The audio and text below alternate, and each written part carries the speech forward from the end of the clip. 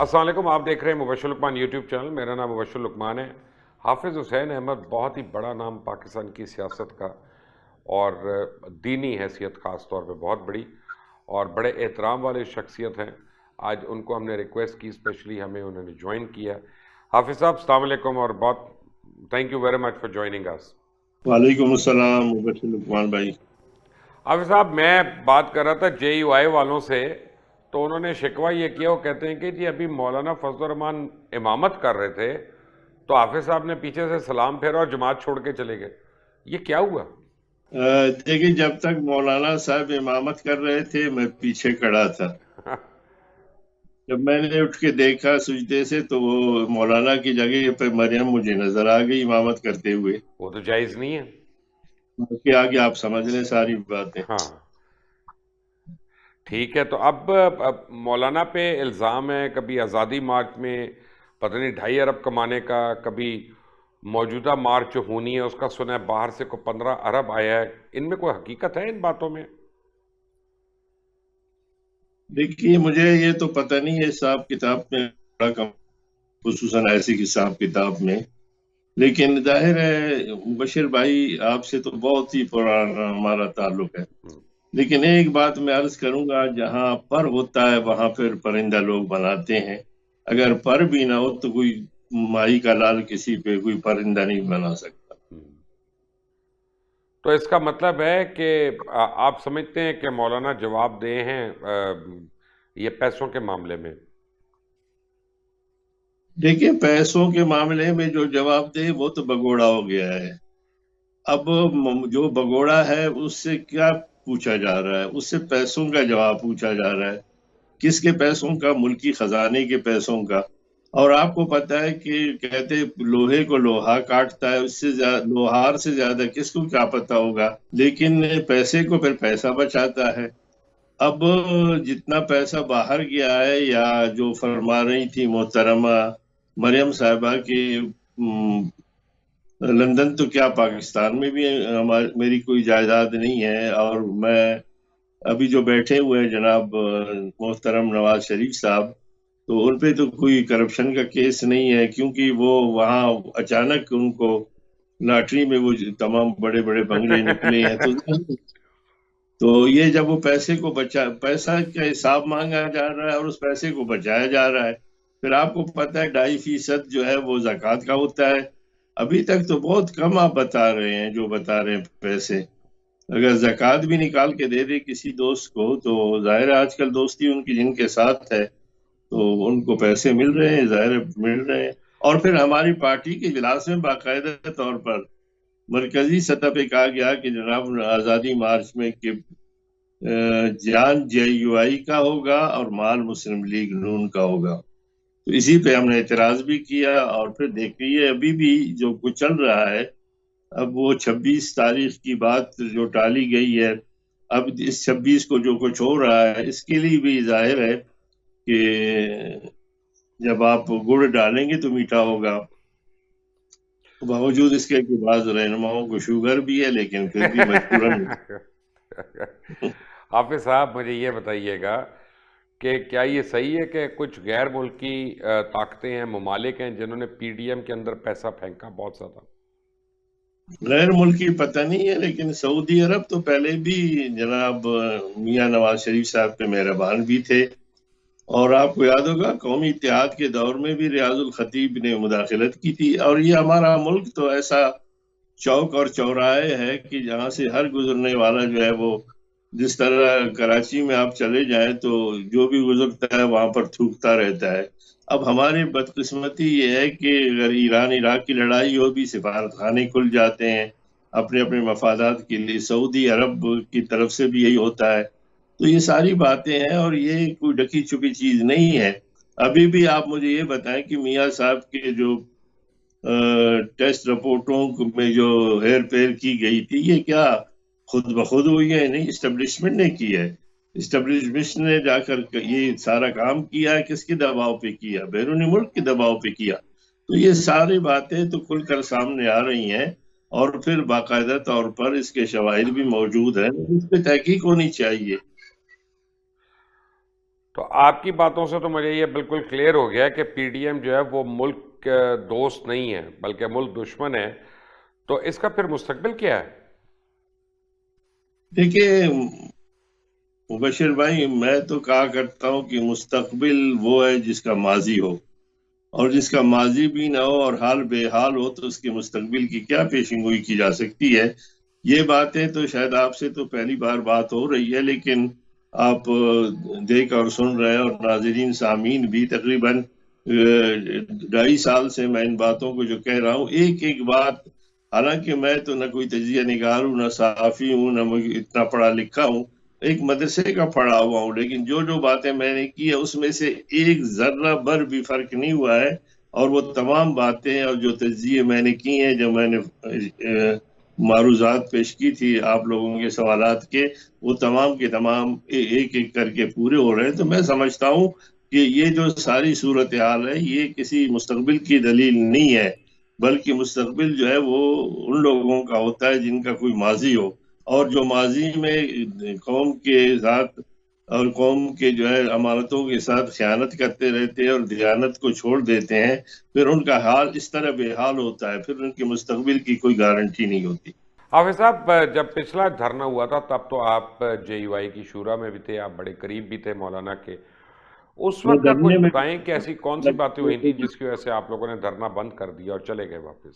دیکھیے مبشر بھائی، یہ طویل بات ہے، میں مختصراً عرض کروں گا کہ 18 کے انتخابات کے فوراً بعد بات تو اصل میں شروع اس وقت ہوئی تھی جب مولانا فضل الرحمان صاحب ہمارے بھائی نے اپنے والد صاحب کے دور کے دستور کو جو ہے ختم کر دیا اور تمام اختیارات اپنے اس میں مرتکز کر دیے. یعنی جو سوچ نواز شریف کے ایک دور میں تھا یا ضیاء الحق کا کہ امیر المومنین بننے کا، انہوں نے پارٹی میں یہ کرنے کی کوشش کی تو ہم نے اس کی مزاحمت کی. اور اس کے بعد یہ 18 کے الیکشن کے بعد فوراً جب ہمارا اجلاس ہوا تو ہم نے 2 فیصلے کیے اپنے اجلاس میں. ایک یہ تھا کہ ہم حلف نہ اٹھائیں، یہ داندلی کی پیداوار ہے. دوسرا یہ کہ جو الیکشن ہو رہے ہیں صدارتی، اس میں بات آ گئی تھی تو ہم نے کہا کہ مولانا صاحب آپ بھی حصہ نہ لیں اور اپنے بیٹے کو جو ہے وہ ڈپٹی اسپیکر کے الیکشن میں جو ہے وہ کھڑا نہ کریں. اس پہ متفقہ طور پر فیصلہ ہوا اور دستخط ہو گئے. اور اسی دوران پیپلز پارٹی نے اعتزاز بھائی کی نام پیش کر دیا تھا. تو نواز شریف کا فون آیا کہ بھئی متفقہ بات ہونی چاہیے. تو نواز شریف صاحب کے کہنے پہ مولانا صاحب چلے گئے زرداری صاحب سے ملنے اور ان کو کہا کہ آپ متفقہ لائیں. تو انہوں نے کہا اعتزاز کے لیے آپ کوشش کریں، اور وہ اس بارے میں جو ہے نا زیادہ قابلیت بھی رکھتا ہے وغیرہ وغیرہ.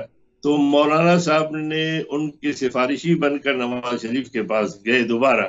تو نواز شریف صاحب نے کہا کہ آپ کیوں نہیں بنتے مولانا صاحب، ہم دونوں متفق ہوں گے. تو مولانا صاحب گئے تھے ان کے لیے رشتہ مانگنے، تو خود آ کر انہوں نے اپنے کاغذات جمع کر دیے. تو پھر ہم نے اس پہ بھی بات شروع کر دی کہ جی جب جماعت نے فیصلہ دیا تھا کہ آپ الیکشن نہ لڑیں تو آپ نے یہ کیا کر دیا.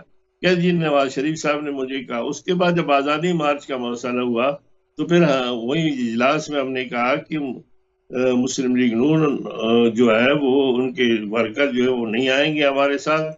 تو ایک ہمارے رہنماؤں نے یہ بات کی برملا طور پر اجلاس کے اندر، اس کے سب گواہ ہیں کہ جان جے یو آئی کا ہوگا اور مال مسلم لیگ کا ہوگا، وہ ہماری مدد کریں گے اور ہم دھرنا دیں گے. تو اس پہ بھی ہمارے اعتراضات ہوئے. تو یہ تمام باتیں ہماری جو اس وقت سے تھی، اور ہم نے یہ خود میں 12-13 دن وہاں پر بیماری کے باوجود میں وہیں پر رہا اور مختلف چینلوں پر میں نے جماعت کی پالیسی کے حوالے سے کی، کیونکہ ہمارے جو اختلافات تھے ہم ان کو نہیں چاہتے تھے کہ اپنے گندے کپڑے چوک پہ دھوئیں، بلکہ ہم پارٹی کے اجلاسوں کے اندر یہ بات کرتے تھے. لیکن ہم نے محسوس کیا کہ 13 دن کے بعد پارٹی کے تمام سینئر رہنماؤں کی موجودگی کے باوجود مولانا فضل الرحمان صاحب نے چودھری شجاعت اور پرویز الہی کے توسط سے اسی اسٹیبلشمنٹ سے جا کر بات طے کی جس کے خلاف بقول ان کے ہم نے آزادی مارچ اور دھرنا دیا ہوا تھا، اور ان سے یہ یقین دہانی کروا دی کہ مارچ میں عمران خان کی حکومت کو ختم کر کے الیکشن کروائے جائیں گے اور آپ لوگوں کو لایا جائے گا. تو اس پہ ہم نے احتجاج کیا کہ آپ اسی عطار کے ہونے سے دوا لیتے والی بات کی ہے. تو اس طرح ہمارے وہ جو اختلافات تھے وہ آگے بڑھتے گئے، اور پھر کوئٹہ کے جلسے میں جب میاں نواز شریف صاحب نے لندن سے خطاب فرمایا تو اس نے باقاعدہ طور پر جنرل باجوہ اور حمید فیض فیض حمید.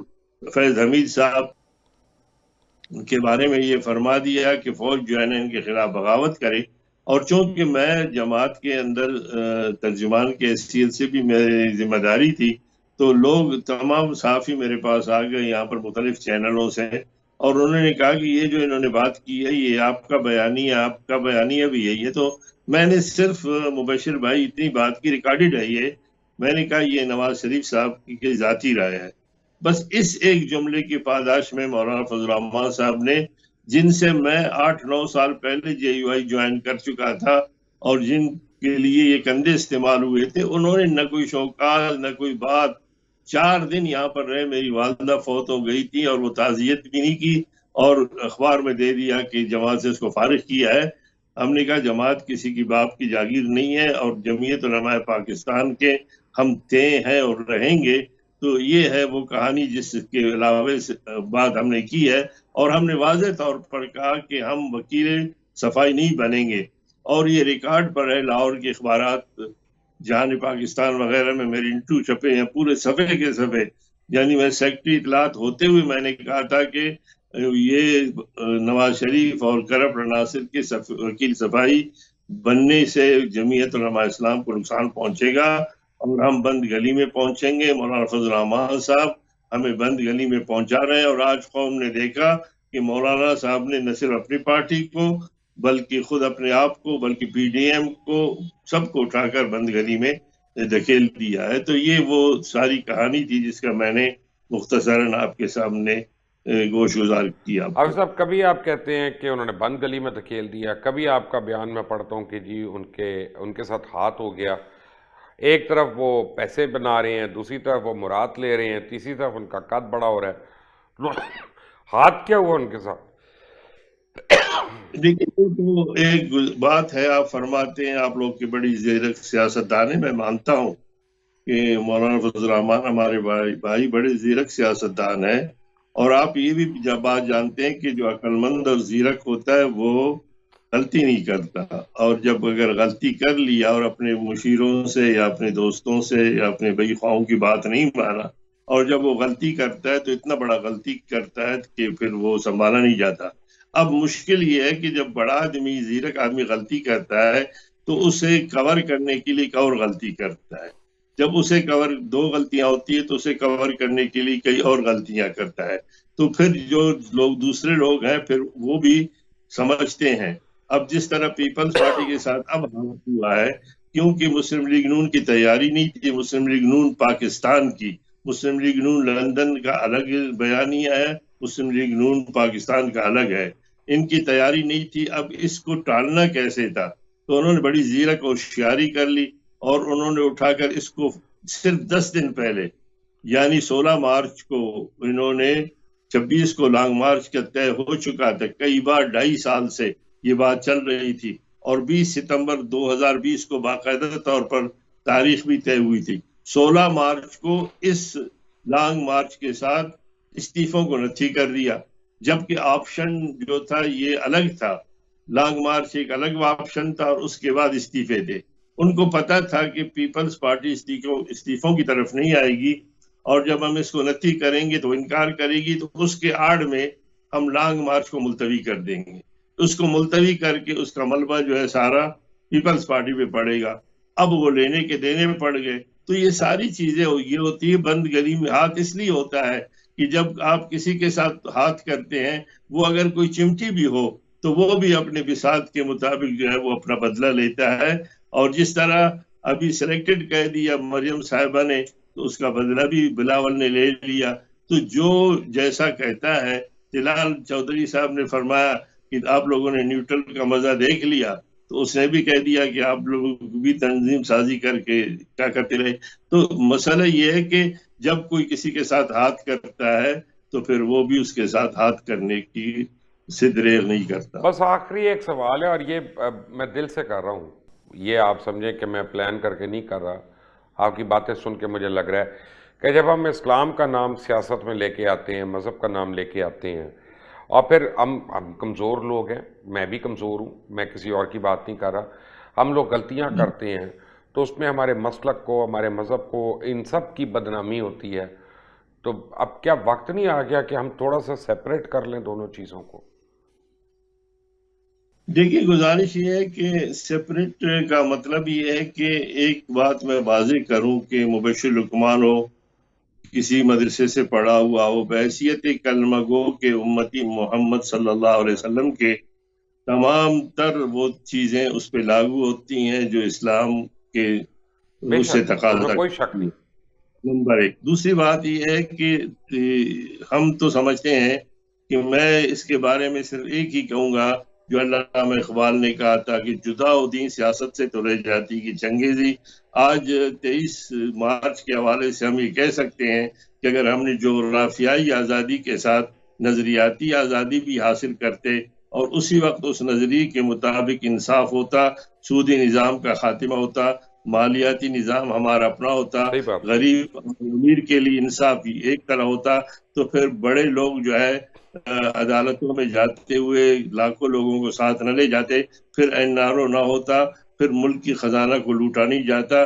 اگر کسی کا مقصد یہ ہے کہ بالکل مذہبی اور جو اللہ کے قوانین اس کو الگ رکھا جائے اور مغربی قوانین کو ہی آسرا بنایا جائے، تو وہاں پر تو جھوٹ بولنا بھی بہت بڑا جرم کسی سیاستدان کے لیے تصور ہوتا ہے، اور یہاں پر ہم غلطی سے بھی سچ بولنے کے لیے تیار نہیں ہیں. لاسٹ کویسچن حضرت صاحب، میاں نواز شریف اور مریم جھانسی کی رانی، ان کا کیا مستقبل آپ دیکھ رہے ہیں؟ دیکھیں ان کا مستقبل تو ہمارے ہاتھ میں ہے، اس لیے کہ پاکستان کی قوم نے دیکھا ہوگا کہ مشرف کے دور میں این آر او ہوا، انکار کیا گیا کہ جناب کوئی معاہدہ نہیں ہے.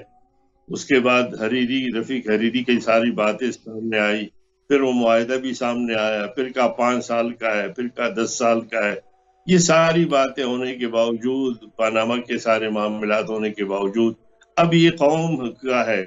اگر قوم چاہتی ہے تو یقیناً یہ ان کا مستقبل شاندار ہوگا، اور پھر جب ان کا مستقبل شاندار ہے تو پھر قوم کا، پاکستان کا کوئی مستقبل نظر نہیں آتا. اسی لیے فرمایا گیا ہے کہ آپ کے جو حکمران ہے وہ آپ کے اعمال ہیں، جیسے ہم ہوں گے ویسے ہمارے حکمران ہوں گے. بے شک. حافظ حسین احمد صاحب، آپ کا بہت بہت شکریہ، آپ نے بڑا وقت دیا ہمیں، آپ نے ہمیں جوائن کیا. مجھے پتہ ہے اس کے لیے آپ کو ویٹ بھی کرنا پڑا، اس کے لیے میں معذرت خواہ ہوں، بٹ انشاءاللہ پھر آپ کو جلد آپ سے کسی نشست کے بہانے آپ سے ملاقات بھی ہوگی. اللہ تعالیٰ آپ کو اور ہم سب کو اپنی امان میں رکھے. اللہ حافظ.